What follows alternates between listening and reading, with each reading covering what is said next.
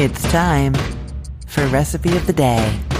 Do you ever get a craving for those pitas full of that rotisserie chicken meat that's like shredded off of those big vertical skewers in Middle Eastern restaurants? I definitely do, but I live like a good 20-minute drive away from any restaurants, and so it is just faster to make this air fryer chicken shawarma when I get that craving, and it zaps it. It is so good.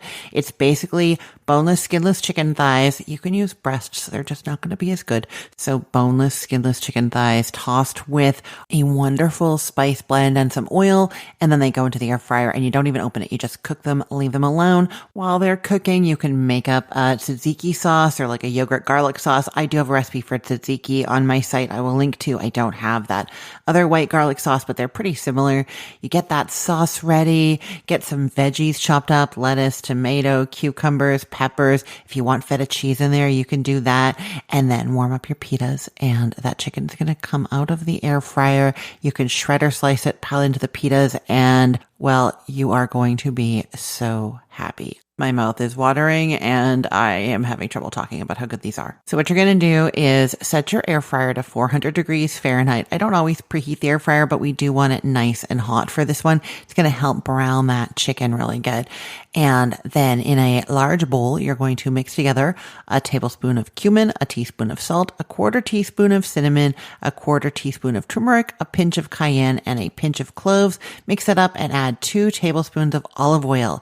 Then get out your boneless, skinless chicken thighs, about 5 to 6 of them, 1.25 pounds, and you're going to unroll them. And what I mean is quite often when the butcher takes the bone out of the chicken thigh, they then wrap it back around where the bone was. So you have these little chicken thigh bundles. If you have those, you want to unroll them so that you get nice flat pieces. Most importantly, because you then have more surface area for all those amazing spices. If you left them in little bundles, then you would just be seasoning the outside and nothing would get inside. That is no good. This is much better. So unroll those boneless, skinless chicken thighs and put them in that bowl with all those spices and oil, and just toss them around to really coat them evenly on all sides. I just put them all in there at once and then use some tongs to just kind of like stir them up until they look pretty even.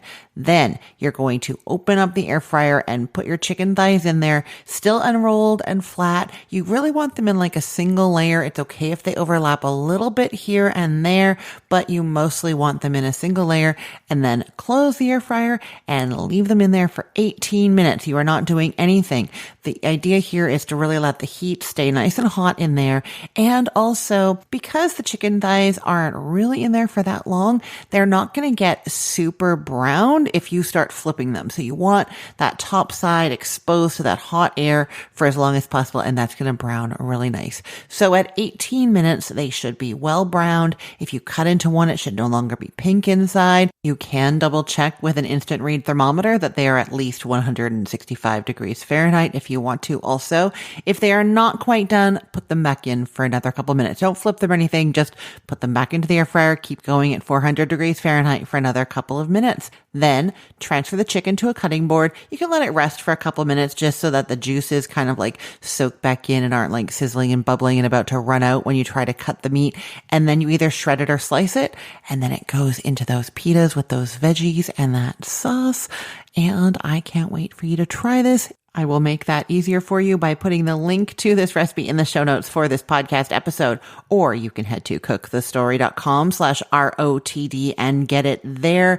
That is all arranged by date, so it's helpful to know that today is September 10th of 2024. I have also done a video for this recipe that is going to be going up on TikTok, Instagram, and Facebook soon. So if you want to see that, go and follow me in those places. I am Cook the Story on all 3 and also on Pinterest. So definitely check me out in those places and you will see these great videos. This one is wonderful. You'll see how delicious and sizzly and golden this chicken looks. So good. I really can't wait for you to try this. I'm Christine Pittman from cookthestory.com, thecookful.com, the all new chicken cookbook, and from this podcast, Recipe of the Day. I hope you have a great day. Let's get cooking.